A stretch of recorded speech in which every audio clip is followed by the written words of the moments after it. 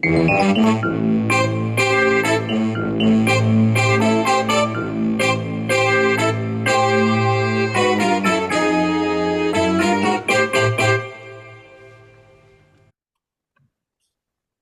everybody, and welcome to Frankenstein Chat. And this is one of those spotlight discussions or chats that we have with a single guest. And I'm absolutely delighted to say that Les Walton at CBE, and we'll get round to that in a bit, won't we, has joined us this morning. So good morning, Les.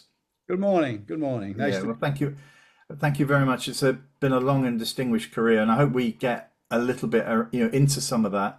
But also, you're never one to sort of think about what's gone in the past. It's about where are we now, and how can we improve the future. So there's a lot of stuff that you're involved in at the moment that we'll unpick. But we'd just say, Stan, are you okay this morning? I'm fine this morning. Yeah, yeah. Yeah, yeah. Okay, Les. There are some people, believe it or not, who don't know who you are. So could you give us a little bit of a summary of your career to date? Right, and thank you for the to date statement. It's okay. Well, I'm just a traditional background. I was a teacher, a history teacher. Then I rose up through the ranks in a comprehensive school, became a head teacher, then a director of education, and then I got cancer. I decided to pack it all in and write books up in Alnwick in Northumberland. I didn't know that. I had no Yeah, idea that. it was quite severe. So I decided to step aside at the age of 54. And that's all I wanted to do was to write. But then the DFE picked me up and asked me to lead the intervention into Bradford, which had been described as being failing the worst local authority by my very good friend Chris Woodhead. That's ironic, by the way, who described it as the worst local authority in the country. And there's no such thing as a very bad place or a very good place. So No, ridiculous no. statement. So I did that with the DFE. Then I set up Northern Education to support local authorities. That's what we did. And that grew and grew and grew. And then a couple of years later, I was asked to head up a further education college, which was possibly to merge with a sixth form college. So I took that on for 4 years, merged them, and then I was then asked to chair the YPLA and the EFA by Ed Bowles and Michael Gove. So I did that. And then when I stepped down from that, I set up the Association of Education Advisors. But in the meantime, I've been part of the establishment of NAPSI, the National Association of Pastoral Care, and my very proud part in setting up the Schools Northeast. So that's a rough background. Right. Give some So sense. you've not been that busy then, Les, through. No, no. I mean, everybody keeps saying, you always seem to be constantly working, but I love education. If only I could spell it, but I love it. I think it's one of the most fascinating and wonderful arenas to work in. And I've tried other places on part-time basis. So it's just in the health services. I worked as a volunteer. I hated it. I've tried working in other arenas. I just love education. Yeah. The whole So bit. we had Chris Zaraga on here a couple of weeks ago. All So right. so actually you were part of the origins of the Schools Northeast Yeah. group. Yeah. Again, I wasn't aware of that. So um, I mean, just tell us a little bit, Les, about why you thought that the Association of Education Advisors was something that was required, and what you're actually trying to do at the moment.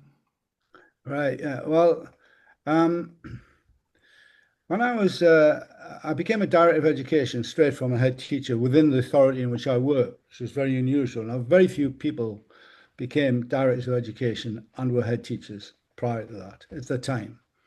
And I basically set the heads a task to be partners with the local authority rather than be on two sides. And I set up a concept called school improvement partners. And I invented a term called new relationship with schools in Oh, 1996, which then was picked up by, as you know, New Labour. And so I had this always had this idea that support is more important than checking. It's very simple that, I have 4 children in my front room. I've got 4 children, 6 grandchildren. I think I spend more time hopefully supporting them and checking on them.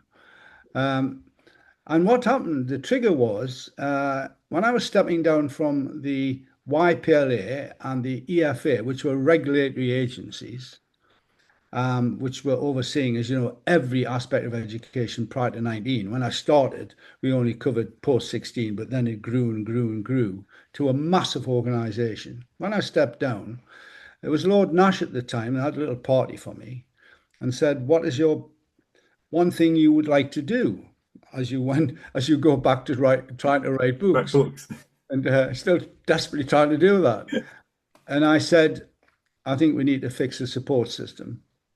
I think we've got a three-legged school. We invest in school leadership, very little. Mm. Invest an awful lot in regulation and inspection. I mean, a massive amount compared to most countries. And we hardly invest anything in supporting and enabling schools to improve." So I then pulled together, which I had the ability to, at the time, the big organisations such as ASCL, NHT, DFE came along, the Schools Commissioner came along, et cetera, and the permanent secretaries. And I basically said what we're going to do about getting this balance right between support, regulation, and what I would call institutional leadership. And after a lot of discussion, we applied the Pareto principle. What's the least, it's my favorite thing. What's the least you can do with the greatest impact? Yeah. I'm essentially a lazy person. What's the least you can do to make? And the Pareto principle says, think about that.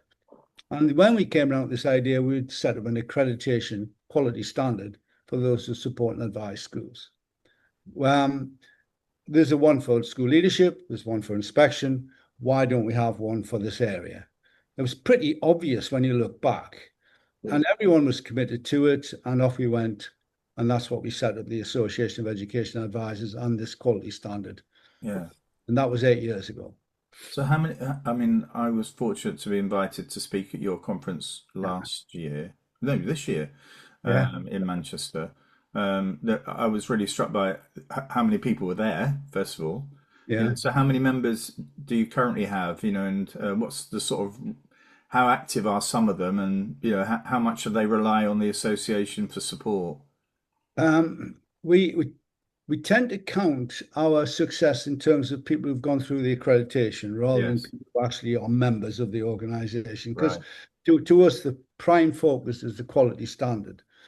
And when we set off, we had one person, a head teacher down in Lancashire. Not even a Geordie. He was from Lancashire. And we had one person, he's called Mick, a great bloke. Now we have nearly 600 who are either accredited or going through the process. Right.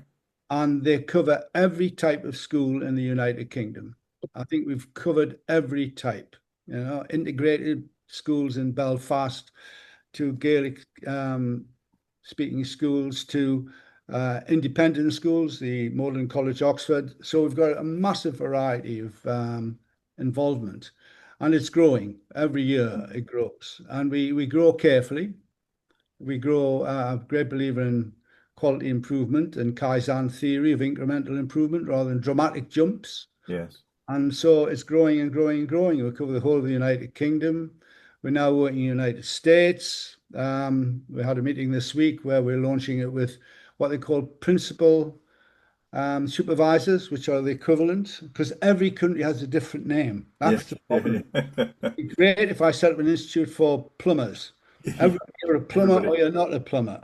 But an advisor, Australian call them education advisors. The Dutch, I can't pronounce the name for it, but it actually means education advisor in English. Everyone's got a different title. But we're now working with Dubai. We've already worked with some schools over there anyway. And we're starting to have a discussion with India. But the whole world is ready for this. Yeah. I'm running out of time, as you can spot. So I've got a succession plan, by the way. So Have you? I've got a really good, I'm really pleased about that because this is going to take longer than my lifetime to transform this area. Yeah. I mean, So, Les, how does someone go about? I work with a team of school advisors. How would one of them or all of them go about wanting to join and be accredited? Okay. What Well, do you know? Thank you for the question. Well, first of all, I'll just backtrack. Our big challenge is, as I've just said, defining what we mean by an advisor. Mm. Because it can be a head teacher who just works with another school who happens to know, and on an almost casual basis. Mm, Or it could be someone who's been seconded, or someone who works as a RISE advisor, or it could be an independent provider. It could be someone who works for LEA, etc., etc. So the first question to ask is, are you doing the type of work which is there to support other institutions rather than your own?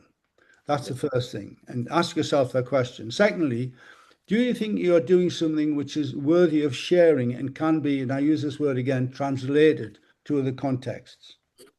Okay, so if I was type expert in baboon management at school X, it might not be that useful to another school. So I've got to think carefully about what I'm doing. If you do want to then take part, you simply go on the website, you put an application in, you cite two case studies about the work you've been doing, preferably related to governance, which we define as how the place is run mm, rather than the board.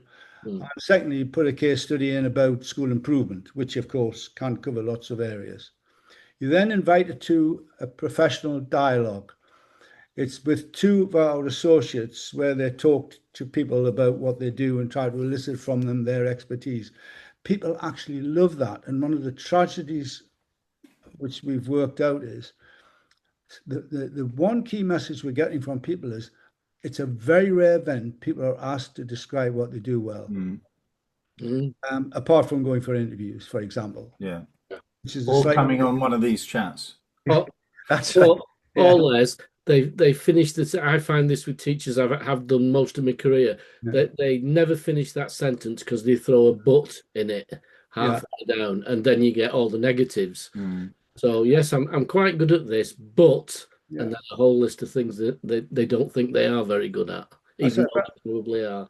exactly. But I think that's part of the trade. We are properly taught to raise the esteem of children before our own. Mm. Yes. And we're properly taught that their learning is more important than ours. But Yeah. what we forget is our self-esteem is important and our learning is important. Yeah. Yeah. So Balance. you've got to do both. I used to tell NQTs when I worked with NQTs that that all people coming into teaching had a faulty gene. And the faulty gene was one that made them feel responsible for everything that went wrong in the world. Yeah. It was their fault. So I use as an example England cricket. Somebody doesn't bowl a ball well and they get hit for a six, and somebody says it's because we don't do enough cricket in schools, and every teacher goes, "Yeah, they're right." Yeah. Yeah, no, I mean it's we are taught to apologize really well, and I apologize for saying that as well. But just to go back to the question, people then have this type of um, professional dialogue, and at that point, then there's a decision whether it's worth them progressing because we don't want people to waste their money. That's that's So, good. and that's no one ever fails. People may decide not to continue. That's all. Then they go for a seminar where they are introduced to our criteria. We've got 40 criteria covering two levels, associate and senior associate. It- we distilled them from 2,500 bits of information. We researched over 2 years every criteria used by the humankind on how you would describe an advisor, what their qualities are, and we distilled that down. So we then in the seminar introduce people to the criteria. Then the afternoon, again, because we emphasize this is very, I think it is quite different, this. We then, again, in triads, ask people to explain what their expertise is and how it can be translated. And again, people say they never are involved Mm, in things like that. In fact, people are now copying our approach in their normal daily practice, which is great. Once they've done that, then they decide what's their portfolio going to be and what they're going to write about. And then they write a portfolio. That could take, some people have taken a year to do it, particularly the people who are very busy, but we're all yeah. very busy. We recommend try to do it within 3 months. So Right. it's an application, it's a professional dialogue, introduction to criteria, and then a portfolio. We've now got 1,000 case studies from this work of people, things that people have done, from supporting children from a bus in, coming from Afghanistan into a school, to setting up an integrated school, Catholic and Protestant schools, to dealing with a head teacher who doesn't want to be dealt with, working with, etc., etc. We've Yeah. got, and we're now analysing that we've now got sufficient data and information to analyse the work that people do, which has surprised me. It has really surprised me. Now the issue here, Stan, is that, and I think you spoke before about Rise, Yeah, that this is a largely unregulated, or I'm not even sure the word regulated is the right, but actually, as you said, anybody can become, even if it's not a conscious decision that you make to be an advisor. Suddenly, you enter into a room, perhaps of another colleague, and suddenly they're asking you for advice, and that can then develop. But largely, anybody, can set themselves up. So there are some, to me, some real risks associated with that approach, because you don't know actually whether the advice is worth having, and whether or not is based in a sort of significant bit of evidence, drawn perhaps from your career. So, I mean, what's your feeling about this sort of unregulated element of it, and how is it potentially quite dangerous? And then we'll get on to Rise after that, because it yeah. sort of flows from that, I think. Well, as you can guess from our early conversations, I'm not a big fan of intensive regulation. I don't know if this is a good analogy. I don't think we can regulate everyone who supports a school because of the multiplicity of the role and the different ways people do it. I just think that would be impossible. We've got 36,000 schools across the UK. Imagine the thousands upon Mm, thousands, and there are people who work in this area. That's why it's been under focused for so long. It's people don't know about it. They don't know where they exist. So I don't think we can actually have what you would call a qualification. yeah, You can only do this. One of the big teacher union director general said to me, "Why don't we just say that? Why don't we say to our members that they should not allow anyone to enter their school to give advice unless they can show their credentials, a qualification?" yeah. My answer was, I think honestly that it'll become bureaucratic and it probably won't work. So my answer to that is, and I would like you to come back to me and really rip apart this, because I'm trying this We'll out. try. We'll try. Trying this out with I'm colleagues, concentrating now. and I'm in the pub tonight and I'll try it again and I'll probably get ripped apart. My answer is this. A driving license is a qualification to drive. Okay? So, and then you have an advanced driver test or qualification, which is not required, but it's for people who want to take their driving beyond their Yeah, normal, yeah, be better drivers. And why do we want people to be better drivers? Because they may set good examples on the road.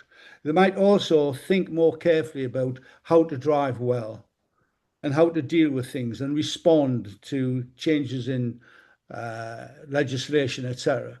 So I see our accreditation as an advanced driver's qualification, in the sense, not everyone does it, but sufficient do it. Now we have RISE advisors who are accredited through our process. Okay. And we say to them, I hope you're setting a good example. I hope don't let me down, please. And in a nice way. But we really want you to set. And are you using the latest thinking in how to do this? Now, so then the question is, how many would you have? How many of these advanced drivers would you want sufficiently to impact on the system? And I go back to my favorite principle, the Pareto principle again, which is, well, let's work on 20%. Okay, let's say if we got 20% of everyone who's working in this field, whether they are independent providers, they're working for some company, or they're working for a local authority, or they're working for themselves, or et cetera, or they are a head teacher, let's say 20% of them become accredited. That would start impacting on the quality of advice and support schools get. I really welcome your reaction to that. I, What's that? My first reaction is at the age I'm at now, and Frank, we're just about to be told that we need to retest our or reapply for our license every 2 years. Is that going to apply to the general Yeah, advice? exactly. Yeah, yeah, But it works for me. I, It does for me. I think I don't know.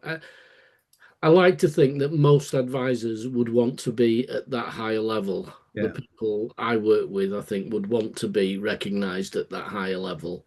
Um, so maybe 20%'s low. yeah, yeah. I mean, it's the under promise over deliver Yeah, person as well. And so, if we achieve 20% of everyone working in this field, which would actually mean thousands, yeah, it would. we that would be a major shift. And that's what we're saying to people. So when we're talking to, we're working in a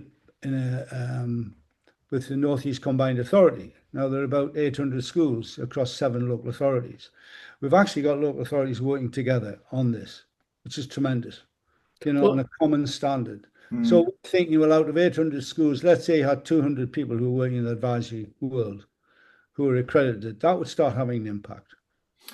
and would the accreditation, in your view, be similar to what you're offering now, what your association is? I'm just wondering how many would actually fancy all those steps, or whether there's a first step that helps me to get to the second step, if you like. Yeah, and that goes back to your point about the membership, which we don't push that much, but we're now beginning to think, well, okay, just become a mm, member, become part of the community, learn by default, learn by conversations and going to conferences, yeah, and we have educates what we mean by seminars every fortnight, which people join and present.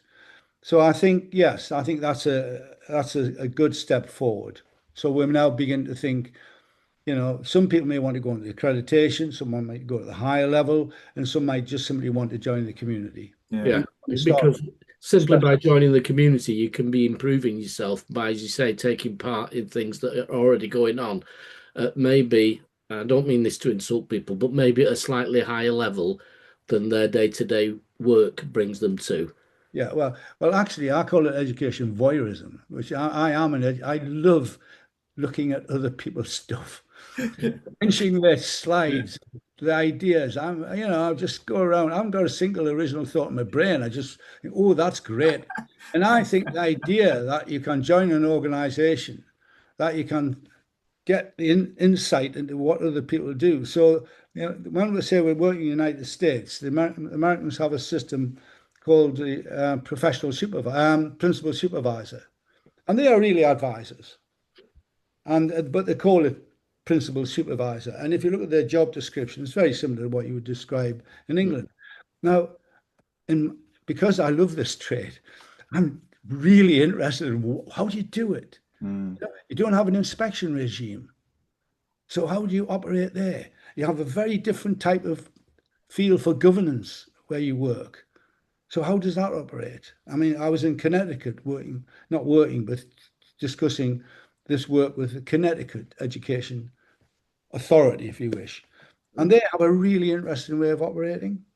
And then I was talking to the head of education down in Florida, who was then talking about some of the political interventions that she's dealing with. mm, Now, to me, and then you've got Australia, who are doing some really brilliant stuff in this area.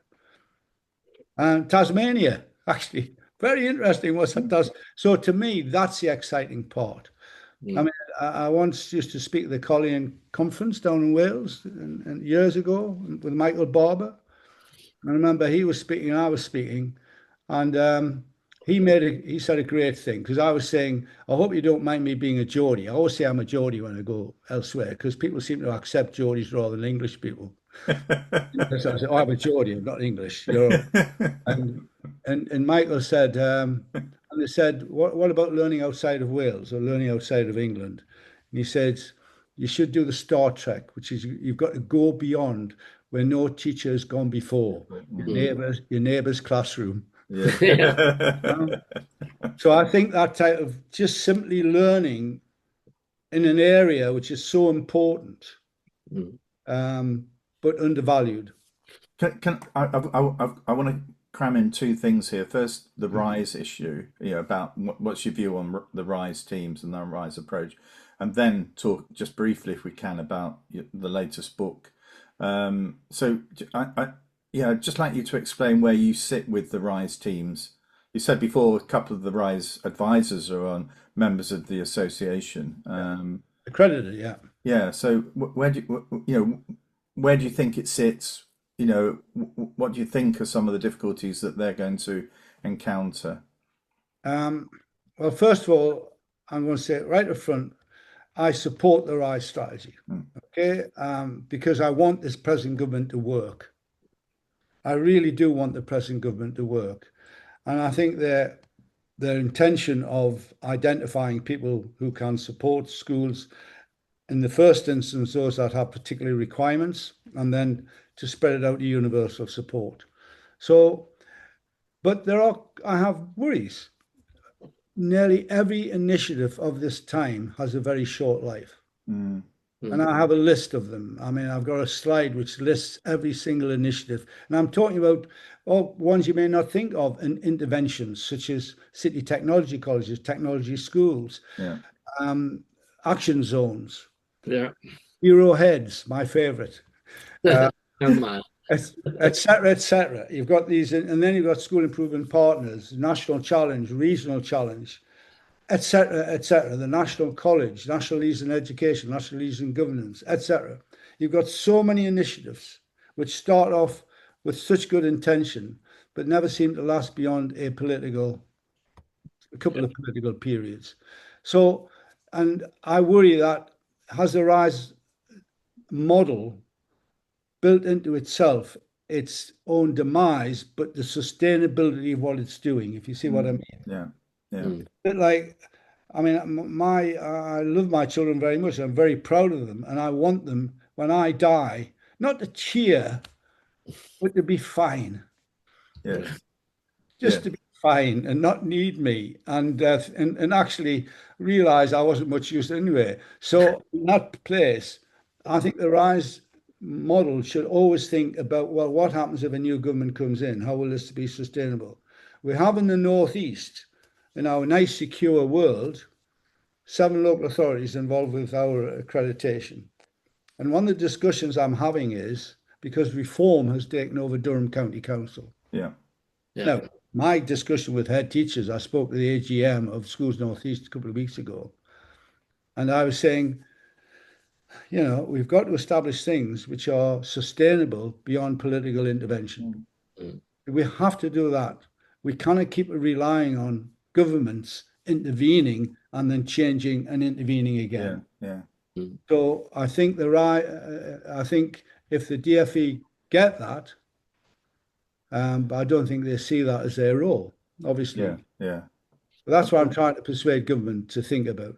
Yeah, see, that sits with the devolution thing for me, that Yes, it does. Yeah. and how that could be extended, much wider than the northeast, and the regional, city mayors, that they, if they could just lean into this, people like Andy Burnham starting to do a little bit of that, but if they could really lean into this, it could actually be a much more responsive system that delivers what a region requires, in terms of that's not doctoring the entire curriculum or whatever, but it's actually ensuring that there's a focus on where the opportunities may exist in that region. And at the moment, it feels as though, for me anyway, I welcome this initiative, but it's actually making sure that, as you say, that we publicise it well enough, people are aware of the success of it, but it will be early successes, and we, as you say, we need to give that time to establish itself. Yeah. Don't we need to plan into these initiatives, sort of a 10-year plan rather than Yeah. the life of the government, plus a succession plan that at the end of the 10 years, there's already thoughts about where we're going next. Yeah, And 10 years sounds incredibly long, but as a governor in a school where a particular governor has, for the last 10 years and now onwards, forced in the right way, the governors and stakeholders in the school to sit down and say, what's this school going to be like in 10 years' time? What's it going to be? It's not going to be the same head teacher. So get rid of those ideas. Mm. What do we want it to be? How do we want it to work?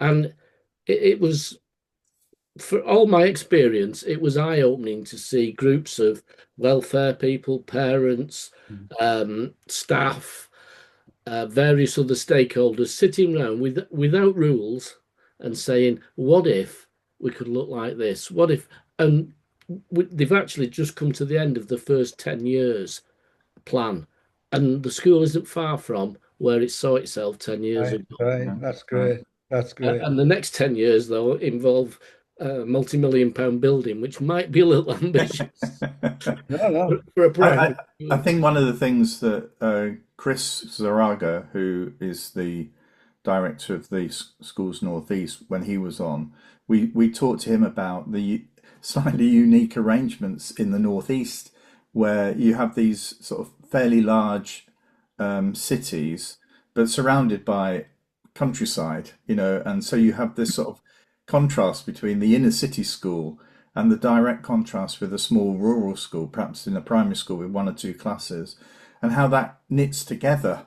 I was saying, well, is it possible to do that elsewhere, Chris? Well, he said, I think he said it's possible, but really, it probably sits back at, the vision that you had for that organisation in the first place, that actually, people felt as though the view of the rural primary school was just, head teacher was just as important as that of a 2,400 pupil secondary school. And there was a sort of coming together of those views. Everybody felt as though they were gaining some, broadening their horizons, their understanding about education by coming together. He felt as though it could be a struggle to achieve that in some other regions, but it's probably time to have a go. I don't agree with that. I mean, Right. but I think what he might say, which is what I would say, is this came from the base. We led it from the middle. I'm a big fan of Andy Hargreaves and Michael Fullen and Yeah. etc. Concept of leading from the middle. So Schools Northeast came from the middle and developed and is now incredibly successful. The danger is then some government would say, oh, we could do with this in 9 other regions. So let's Yes. design one and impose one or bring one in. It's for other regions to develop their own schools, Southwest, Northwest or or yeah. whatever it is. And Yeah. it may be very different how it operates. But one of the big challenges when I spoke to school, I hadn't been back to the AGM for 17 years since I started. And I went back. So, I'm 80 now, and I started it when I was 60, whatever it is, 3. And I went back to the AGM, they invited me to speak. And I was, are you sure, really? And I went back and I said, the big challenge for Schools Northeast is to not replicate the power base, because they're very powerful now, of those that they were often in the past challenging. So there is a sense that now Schools Northeast have got to look more outward. Mm. They've set up a great integration and working relationship between schools. But when I did propose the idea and establish the idea, my idea was they must start working more closely with the FE sector, business sector, health, etc. So the two big challenges for the next 2 years, 10 years, is how do you get that cross-border working Right. across to put the child at the center of everything. And then secondly, how do you ensure that that continual creativity is encouraged? Mm. Mm. So that when I go in as, by the way, we've got this great idea called the Association of Educational Advisors. Schools Northeast don't think, oh, there could be a competitor. But Yes. they Yes. they've got to first of all think, how do we work with the association? And how do we build good alliances? And the Yeah. same with, I think, with the Chamber of Commerce, for example, which is across the Northeast. So I think that's the challenge. That's great. I mean, let's close the discussion with just a brief chat about your latest book. Right. Go on then, Les. Give us the summary and where I'm did in the the middle of a idea new come one, from? by the way. Eh? I'm writing a new one as well, which you know what happens when you write books, you're more interested in the one you're writing than the one you just published. Right. I'll give you the background to the book. It's called The Chronicles of the Time Traveling Teacher. I should have had a copy to Yeah, wave. yeah. Um, I've got one on the opening screen. I've already done that. well done. Thank you. Thank you. I'll give you your commission. It's 3p a copy, by the way. No, I was chairing a conference down in very quickly. I was chairing a conference down in Salford University, and I was trying my very best to be a good chair, which is basically to encourage other people to speak and not interfere and facilitate. When two young head teachers stood up and basically said everything before them was crap and that everything we're doing now was great and we've got nothing to learn from the past and really the past has let us down and we are the future. And I cracked, right? And then somebody else in the audience who was as old as me said, is there nothing you could learn from the past? And they basically said, not really, no. Oh my goodness. Not really. We think the new model system is much better, etc. So I decided to take in this book, and everybody knows who this person is, by the way. Mm. I decided to take a modern chief executive of a multi-academy trust, though I don't name it a head teacher, with three-piece suit, silk handkerchief, you know the type. I do. Yeah. And I transport them back to 1967, and it's based on the Kubler-Ross theory of grieving. Kubler-Ross wrote the theory of grievance based on dealing with trauma. So it's traumatic to be suddenly lifted up and stuck in 1967. And what would his reaction be? And what would his feeling would be? And when I started writing the book, and there's a genuine bit of education research, by the way. I mean, there are proper titles for this type of research as well. Because it's based on analysis, it's got a hypothesis, and it's got a theoretical base. And so I asked myself the question, if I went back in 67, would be anything worth learning from? Is anything we've lost and left behind? Is anything they do that we shouldn't? Thank God we're not doing that anymore. And in the end, would I want to come back? Or would I like to stay? Now, you've got to read the book to find out what his decision is. Right? Why did you choose 67? I started teaching in 66. Right. But 67 is a great year. I mean, I was actually in France when 68. I was in Munich when the Israelis got attacked. I happened to be in USA when Trump got shot. I was in Bologna when the Baader Meinhof blew up the station. So really, the key message here is if Les goes abroad, you don't want to be anywhere near him. But 67 was that period of massive change. It's not a well-known date. And if you look up 67, like France will always go to 68. But it was a point where, and it changed me. When I wrote this book, it changed me. So you have an image of women, you had male staff rooms, women's staff rooms, male staff rooms who drink on a Friday lunchtime, eat fish and chips and play billiards. And the female staff room would be separate. And I had this sense that, and by the way, female HMI had to wear a hat when they visited school. Yes. When HMI visited grammar school, they had to call the head teacher by their second name. Good morning, Smith. When they went to secondary modern, they were told to use Mr. Smith. Yeah. I mean, it was the more I dug into this, the more I realized that actually people who we perceive as old-fashioned, staid, were revolutionaries. But to us, the revolution didn't look that significant. No, but it was.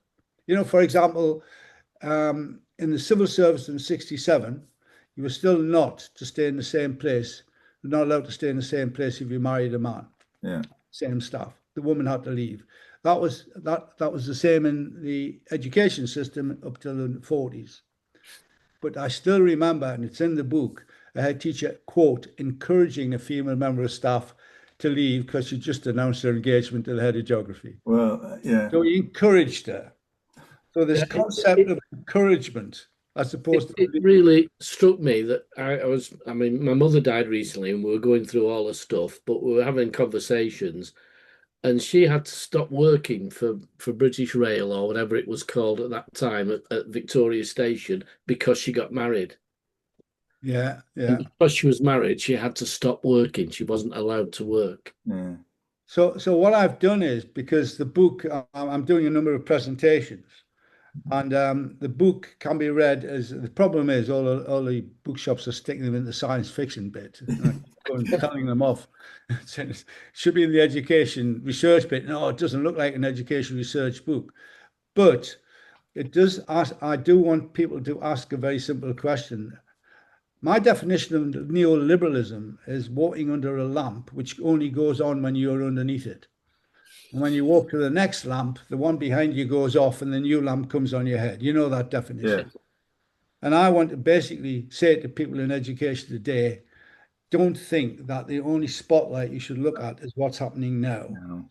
So when you ask the question about the RISE advisors, do you know the history of advice? Do you know where it's how the whole process set up? No.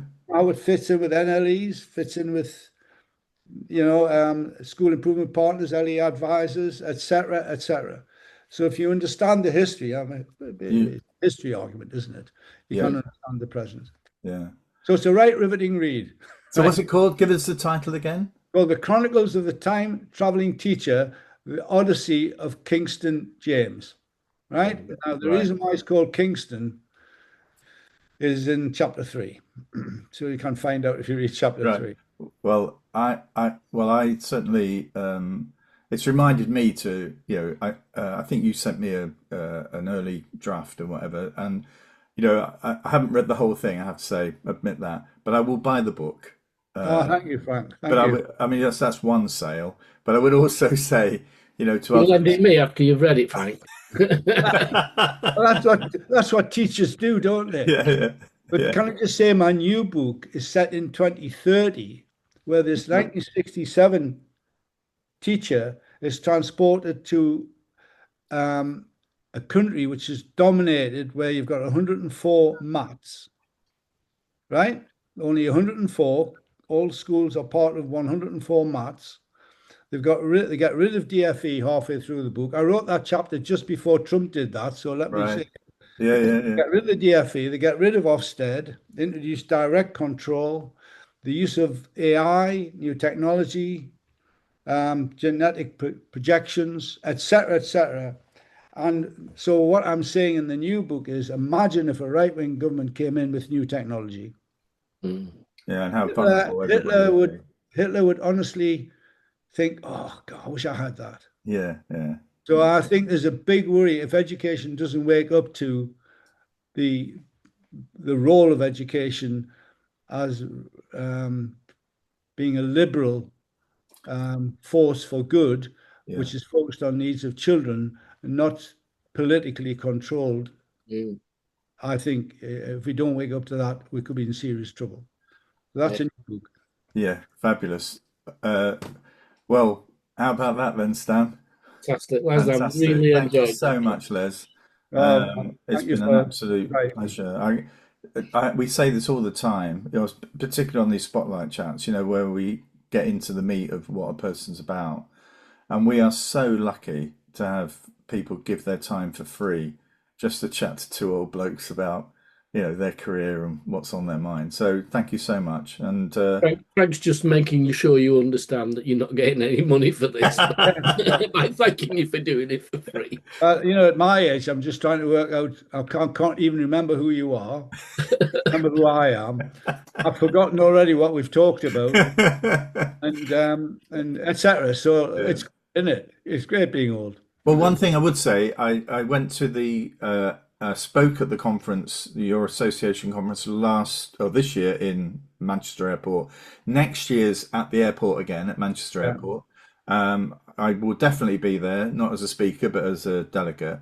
And I'd encourage anybody who's in this sort of field to come along and to make contact with the association, because it has a different feel to it. That conference has a very different feel, the way you've managed it, and it's also quite challenging as well. You're not scared to put somebody up there who might not be mainstream, who's done some research, who wants to share it. So it's very, very interesting. Yeah, So thank you for that. and the beauty of it is that you're sitting with people who work in schools in the Middle East and across the United Kingdom, USA. You're meeting people who are doing the same. I love the word trade. I know it's a bit, but working in the same trade and all working together, but actually you've just got slightly different perspectives. Yes, yes, And then you learn. Then you learn. But it is not an organization that celebrates the similarity of people. It's the diversity that's the exciting part. yeah, definitely. So I think it's in May, isn't it?